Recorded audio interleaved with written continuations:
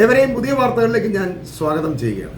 ഗസയിലെ പ്രശ്നങ്ങളുമായി ബന്ധപ്പെട്ട് ഇസ്രായേലിൽ നെതന്യാഹുവും മന്ത്രിമാരും സൈനിക തലവനുമൊക്കെ ആയിട്ട് കൂട്ടയടി നടക്കുകയാണ്. ഗസ നെതന്യാഹുവിനെ സംബന്ധിച്ചൊരു പുലിവാലായിരിക്കുകയാണ്. യുദ്ധം ചെയ്യാനും കഴിയില്ല, യുദ്ധം നിർത്താനും കഴിയില്ല. ആ ഒരു അവസ്ഥയിലാണ് ഇപ്പോൾ ഉള്ളത്. നെതന്യാഹുവിന്റെ ഡിമാൻഡുകൾ അംഗീകരിച്ചുകൊണ്ട് ഹമാസ് ഒരു യുദ്ധവിരാമ കരാറിന് തയ്യാറാവാത്തത് അതിനും വലിയൊരു പ്രശ്നമാണ്. കഴിഞ്ഞ ആഴ്ച തന്നെ ഒരു വെടിനിർത്തൽ നടപ്പിലാവേണ്ടതാണ്. എന്നാൽ ഹമാസ് തയ്യാറാവാത്തത് കൊണ്ടാണ് അതിങ്ങനെ നീണ്ടുപോകുന്നത്. പൂർണ്ണമായ ഒരു യുദ്ധവിരാമമാണ് ഹമാസ് മുന്നോട്ട് വയ്ക്കുന്ന നിബന്ധന. അത് നെതന്യാഹുവിനെ സംബന്ധിച്ച് അസാധ്യമായ ഒരു കാര്യവുമാണ്. കാരണം അയാൾ ഈ യുദ്ധത്തെ ഒരു രാഷ്ട്രീയ നിലനിൽപ്പിനായി വേണ്ടി മാത്രം ഉപയോഗിക്കുന്ന ഒരു കാര്യമാണ്. അതുകൊണ്ട് അയാൾക്ക് അത് ഉപേക്ഷിക്കാൻ കഴിയില്ല.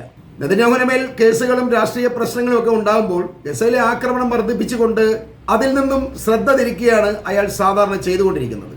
എന്നാൽ ഗസയിലെ കടുത്ത പട്ടിണിയിൽ ആകെ ആവശ്യമുള്ളതിൻ്റെ 40% പോലും ഭക്ഷണം ഇപ്പോൾ വിതരണം ചെയ്യുന്നില്ല. ഇനി ഈ വിതരണം ചെയ്യുന്ന ഭക്ഷണം പോലും വാങ്ങാനെത്തുന്നവരെ സൈന്യം കൂട്ടക്കൊല ചെയ്യുന്നത് അന്താരാഷ്ട്ര തലത്തിൽ നെതന്യാഹുവിന് വലിയ ഒരു പ്രശ്നമാണ് ഇപ്പോൾ സൃഷ്ടിച്ചിരിക്കുന്നത്.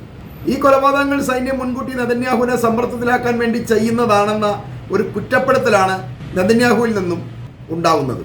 അതിന്റെ പേരിൽ ഇന്നലെ രാത്രി കൂടിയ ഒരു യോഗത്തിൽ സൈനിക തലവനായ ഇയാൽ സമീറും നെതന്യാഹുവും തമ്മിൽ വലിയ വാക്കേറ്റം നടന്നതായി ഇസ്രായേലിന്റെ പ്രധാന വാർത്താ ചാനലായ N12 റിപ്പോർട്ട് ചെയ്യുകയാണ്. ഗസയുടെ തെക്കൻ ഭാഗത്ത് ഭക്ഷ്യവിതരണം നടത്തുന്നതിൽ സൈന്യം കാലതാമസം വരുത്തുന്നതിൽ, സൈന്യത്തെ കുറ്റപ്പെടുത്തുന്നതിൽ നിന്നാണ് ഇവർ തമ്മിലുള്ള ഈ വാക്കുതർക്കം ആരംഭിക്കുന്നത്. ഗസയിൽ ഒരു വെടിനിർത്തലൊന്നും ആവശ്യമില്ല, യുദ്ധം ഇങ്ങനെ തുടർന്ന് പോകണം, ബന്ദികളെയൊക്കെ നമുക്ക് പിന്നീട് രക്ഷിക്കാം എന്നൊരു നിലപാടാണ് ധനകാര്യ പ്രതിരോധ മന്ത്രിമാരായ ബെസലേൽ സ്ട്രോവിച്ചും ഇറ്റാമിൻ ബെൻഗീറും ഒക്കെ മുന്നോട്ട് വയ്ക്കുന്നത്. ഇവരും ഇവിടുത്തെ ധനകാര്യ പ്രതിരോധ മന്ത്രിമാരാണ്. ഇസ്രായേൽ ഹമാസിന്റെ മേൽ ഒരു നിർണായക വിജയം നേടാനും ബന്ദികളെ സുരക്ഷിതമായി തിരിച്ചെത്തിക്കാനുമുള്ള ഏകമാർഗം ഗസ പൂർണ്ണമായും കീഴടക്കുക, അതിനുവേണ്ടി ഈ ഗസക്കാരെ മുഴുവൻ പട്ടിണിക്കിടുക, അങ്ങനെ മാക്സിമം ആൾക്കാരെ അതിലൂടെയും കൊന്നെടുക്കുക, കുടിയേറ്റം പ്രോത്സാഹിപ്പിക്കുക എന്നൊക്കെയുള്ള നിർദ്ദേശങ്ങളാണ് ഈ ഭീകരന്മാർ എപ്പോഴും ആവശ്യപ്പെട്ടുകൊണ്ടിരിക്കുന്നത്. അതുകൊണ്ടാണ് ഇപ്പോൾ ഗസയുടെ ഏതാണ്ട് 70% ഇസ്രായേൽ സൈന്യം പിടിച്ചു വെച്ചിരിക്കുന്നത്. പക്ഷേ ഈ സൈന്യം ഇത് പിടിച്ചു വെച്ചെന്ന് പറഞ്ഞാലും ഇവിടുന്നുള്ള എല്ലാ ജനങ്ങളെ മാറ്റാൻ കഴിയുന്നില്ല എന്നുള്ളതാണ് ഏറ്റവും വസ്തുത. എത്ര ശ്രമിച്ചിട്ടും ഗസയിലെ ജനങ്ങളെ ഒഴിപ്പിക്കാൻ കഴിയാത്തത് സൈന്യത്തിന്റെ ദൗർബല്യമായി കുറ്റപ്പെടുത്തിയതാണ് നെതന്യാഹുവും ഇയാൽ സമീർ എന്ന സൈനിക തലവനുമായി വാക്കുതർക്കം വർദ്ധിപ്പിക്കാൻ കാരണമായത്. അതുമാത്രമല്ല, ഈ സൈനിക തലവൻ നെതന്യാഹുവിൻ്റെയോ അല്ലെങ്കിൽ ഈ പറയുന്ന മന്ത്രിമാരുടെ ഒന്നും ഉത്തരവുകൾ പാലിക്കുന്നില്ല എന്നൊരു പരാതിയും അവർ ഉന്നയിക്കുകയാണ്. എന്നാൽ ഈ സൈനിക തലവൻ ചോദിച്ച ചില പ്രായോഗിക കാര്യങ്ങളുണ്ട്. അതും നെതന്യാഹുവിനെ കൂടുതൽ ദേഷ്യം പിടിപ്പിക്കാനുണ്ടായത്. ഗസയിൽ ഇപ്പോഴുള്ള 21 ലക്ഷം ജനങ്ങളെ നിങ്ങൾ എങ്ങോട്ടാണ് മാറ്റാൻ പോകുന്നത് എന്നാണ് ഇയാൾ ചോദിക്കുന്നത്.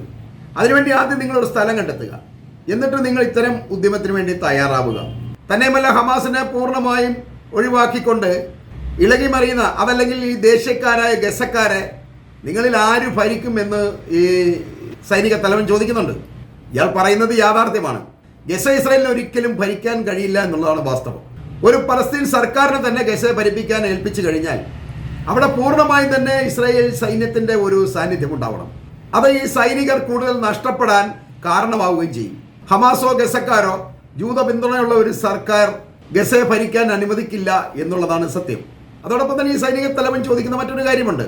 ഇപ്പോൾ ഗസയിൽ നിന്നും ആളുകളെ ഒഴിപ്പിക്കാൻ ശ്രമിച്ചാൽ അത് കൂടുതൽ നിയന്ത്രണം വിടാനാവും കാരണമാവുക.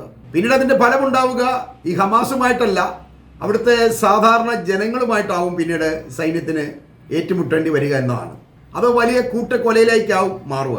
തന്നെയുമല്ല, മുഴുവൻ ബന്ദികളെയും അവർ കൊല്ലുകയും ചെയ്യും. ഈ ബന്ദിക്ക് വേണ്ടിയാണല്ലോ ഇവർ ഈ യുദ്ധം ചെയ്യുന്നത് മുഴുവൻ. അപ്പോൾ ആ ബന്ദികൾ മുഴുവൻ കൊല്ലപ്പെട്ട് കഴിഞ്ഞാൽ അത് അതിനേക്കാൾ വലിയ പ്രശ്നമാകും ഇസ്രായേലിനുള്ളിൽ. അതുകൊണ്ട് ഞാനത് ആഗ്രഹിക്കുന്നില്ല, ഞാനത് ചെയ്യാൻ തയ്യാറുമല്ല എന്ന് ഈ സൈനിക തലവൻ ഉറപ്പിച്ച് പറഞ്ഞപ്പോൾ നെതന്യാഹു അലറി വിളിച്ച് മേശമേൽ ആഞ്ഞിടിച്ചു എന്നാണ് ഈ ഇസ്രായേലിൻ്റെ N12 ചാനൽ റിപ്പോർട്ട് ചെയ്യുന്നത്. നിങ്ങൾ ഈ സർക്കാരിനെ അട്ടിമറിക്കാനുള്ള ശ്രമമാണോ എന്നാണ് നെതന്യാഹു ചോദിച്ചത്. സൈനിക തലവൻ അതിന് മറുപടി ഒന്നും പറഞ്ഞിട്ടില്ലെങ്കിലും ഇസ്രായേലിലെ ഇപ്പോഴത്തെ സാഹചര്യത്തിൽ ഒരു അട്ടിമറിയുടെ സാധ്യത തള്ളിക്കളയാൻ കഴിയില്ല എന്നാണ് എനിക്ക് പറയാനുള്ളത്. അതിന് ചില കാരണങ്ങളുണ്ട്. നെതന്യാഹുവും സൈനിക നേതൃത്വവും തമ്മിൽ പല വിഷയങ്ങളിലും അഭിപ്രായ വ്യത്യാസമുണ്ട് എന്ന് നേരത്തെ തന്നെ റിപ്പോർട്ടുകളുണ്ട്. ഗാസ യുദ്ധത്തിന്റെ ലക്ഷ്യം തന്നെ നെതന്യാഹു സർക്കാരിന്റെ നിലനിൽപ്പിന് വേണ്ടി മാത്രമുള്ളതാണ് എന്ന് എല്ലാവരെയും പോലെ സൈന്യവും കരുതുന്നുണ്ട്. അതുകൊണ്ട് ഈ യുദ്ധം മൂലം രാജ്യം ഇങ്ങനെ തകർന്നു പോകുന്നതിൽ സൈന്യം നിരാശരാണ്. ബന്ദികളെ മോചിപ്പിക്കാനുള്ള കാലതാമസവും അതുമൂലം രാജ്യത്തുണ്ടാകുന്ന സമരങ്ങളും ഈ പ്രതിഷേധങ്ങളും എല്ലാം സൈന്യത്തിനും നിരാശയുണ്ടാക്കുന്നുണ്ട്. ഇതിനു മുൻപും നെതന്യാഹുവും സൈനിക തലവന്മാരുമായി തർക്കങ്ങൾ ഉണ്ടായിട്ടുണ്ട്. അതുകൊണ്ട് തന്നെ പല പ്രാവശ്യവും ഈ സൈനിക തലവന്മാരെ നെതന്യാഹു മാറ്റിയിട്ടുണ്ട് എന്നുള്ളതാണ് വസ്തുത. പിന്നെ മറ്റൊന്ന്, നെതന്യാഹുവിന്റെ സർക്കാർ കൊണ്ടുവരാൻ ശ്രമിക്കുന്ന ജുഡീഷ്യൽ പരിഷ്കാരങ്ങൾ രാജ്യത്ത് വലിയ പ്രതിഷേധമാണ് ഉണ്ടാക്കുന്നത്. നെതന്യാഹുവിനെ സംബന്ധിച്ചാൽ ഒരുപാട് അഴിമതിയും മറ്റ് വഞ്ചനയൊക്കെ രാജ്യത്ത് ചെയ്തിട്ടുണ്ട്. അതിന്റെ എല്ലാം വിചാരണ നടക്കുകയാണ്. അപ്പോൾ ഇതിൽ നിന്നെല്ലാം രക്ഷപ്പെടാൻ വേണ്ടി അയാൾ പുതിയ ജുഡീഷ്യൽ പരിഷ്കാരങ്ങൾ കൊണ്ടുവരാൻ വേണ്ടി ശ്രമിക്കുകയാണ്. ഇത് ഇസ്രായേലിന്റെ ജനാധിപത്യ സംവിധാനത്തെ തകർക്കാനുള്ള ശ്രമമായിട്ടാണ് പൊതുവെ വിലയിരുത്തപ്പെടുന്നത്. ഒരു കൂട്ടായ അട്ടിമറി എന്നാണ് ചില നിയമവിദഗ്ധർ ഇതിനെ വിശേഷിപ്പിച്ചത് തന്നെ. ഇതും സൈന്യത്തിന് വളരെ ആശങ്കയ്ക്ക് കാരണമായിട്ടുണ്ട്. ഇയാളെ നമ്പി വന്നിട്ട് വലിയ കാര്യമൊന്നുമില്ല എന്ന് സൈന്യം ഇപ്പോൾ ധരിക്കുന്നുണ്ടാവും. പിന്നെയുള്ള നെതന്യാഹു സർക്കാരിന് പൊതുജന പിന്തുണ കുറവാണ് എന്നുള്ളതാണ്. ഈ അടുത്ത നാൾ നടത്തിയ ഒരു സർവേയിൽ നെതന്യാഹു സർക്കാരിന് 30% പിന്തുണ മാത്രമേ ലഭിച്ചിട്ടുള്ളൂ. നിലവിലായപ്പോൾ സഖ്യകക്ഷി സർക്കാർ ആയതുകൊണ്ടാണ് നിലനിൽക്കുന്നത്. അതുകൊണ്ടാണ് അവർക്ക് പാർലമെന്റിൽ ഭൂരിപക്ഷമുള്ളത്. പക്ഷേ ഇതുകൊണ്ടുള്ള കുഴപ്പമെന്ന് വെച്ചാൽ സഖ്യകക്ഷികളിൽ പലരും തീവ്രവാദികളാണ്. അവന്മാര് ജൂത തീവ്രവാദികളാണ്. ഗസയ്ക്ക് മേൽ ഏതൊരു മാനുഷിക പരിഗണന കാണിച്ചാലും ഞങ്ങൾ ഈ സർക്കാരിനെ വലിച്ച് താഴെയിടും എന്ന് അവർ സ്ഥിരമായി ഭീഷണിപ്പെടുത്തുകൊണ്ടാണ് ഈ നെതന്യാഹു സർക്കാർ ഇപ്പോൾ ഗസയുടെ മേൽ ഇങ്ങനെ ആക്രമണങ്ങൾ തുടരെ വർദ്ധിപ്പിച്ചുകൊണ്ടിരിക്കുന്നത്. അതൊക്കെ വലിയ വിഷയമാണ്. അങ്ങനെയൊന്നും എക്കാലവും ഈ നെതന്യാഹുവിന് പിടിച്ചേക്കാൻ കഴിയില്ല. കാര്യം ഇസ്രായേൽ ഇന്ത്യ പോലെ ഒരു ജനാധിപത്യ രാജ്യമാണെന്ന് നമുക്ക് വേണമെങ്കിൽ പറയാം. അവിടെ ഈ പറഞ്ഞ പോലെ പ്രധാനമന്ത്രിയും മന്ത്രിമാരും പാർലമെന്റും എല്ലാം ഉണ്ട്. സൈന്യവും അവരുടെ കീഴിൽ തന്നെയാണ്.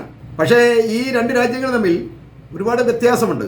ഇന്ത്യയെ സംബന്ധിച്ച് നമുക്ക് വേണമെങ്കിൽ ഒരു ഗവൺമെന്റിന് ഇഷ്ടമല്ലെങ്കിൽ തീർത്തും അവരെ നമുക്ക് താഴെയിടാൻ കഴിയും. ഒരിക്കലും ഒരു ഏകാധിപത്യ പ്രവണതയോടുകൂടി ഒരു പ്രധാനമന്ത്രിക്കോ അല്ലെ പ്രസിഡന്റോ ഇന്ത്യ ഭരിക്കാൻ കഴിയില്ല. ഏത് സമയം അവരെ താഴെയിടാം. പക്ഷേ ഇസ്രായേലിൽ അങ്ങനെയല്ല. ഇസ്രായേലിനെ സംബന്ധിച്ച് ഈ പ്രധാനമന്ത്രിയുടെയും ആഭ്യന്തര മന്ത്രിയുടെ ഒക്കെ കീഴിലാണ് സൈന്യം ഉള്ളെങ്കിൽ പോലും ഈ ഗസ പോലെയുള്ള വിഷയങ്ങളിലോ അതല്ലെങ്കിൽ യുദ്ധ സമയങ്ങളിലോ സൈന്യത്തിന് സ്വതന്ത്രമായി പ്രവർത്തിക്കാനുള്ള ഒരു അവകാശമുണ്ട്. അത് വളരെ അപകടകരമായ ഒരു കാര്യമാണ്. സൈന്യത്തെ സ്വതന്ത്രമായി പ്രവർത്തിക്കാൻ അനുവദിക്കുക എന്ന് പറഞ്ഞാൽ വലിയ പ്രശ്നമുണ്ടാകും. ഈ അവസരങ്ങളിൽ അവരെ നിയന്ത്രിക്കാൻ ഒരിക്കലും സർക്കാരിന് കഴിയില്ല. അതുകൊണ്ടാണ് ഇപ്പോൾ ഗസയിൽ നെതന്യാഹുവിനെ അനുസരിക്കുന്നില്ല എന്ന് അയാൾക്ക് പരാതി പറയേണ്ടി വന്നത്. ഈ സൈന്യത്തിനെതിരായിട്ട് ഇവർ തമ്മിൽ ഏറ്റുമുട്ടൽ ഉണ്ടായതും ഈ വിഷയവുമായി ബന്ധപ്പെട്ടാണ്. എന്നാൽ സൈന്യത്തിന്റെ വാദം അവരുടെ പരിമിതി ഈ നെതന്യാഹു സർക്കാർ മനസ്സിലാക്കുന്നില്ല എന്നുള്ളതാണ്.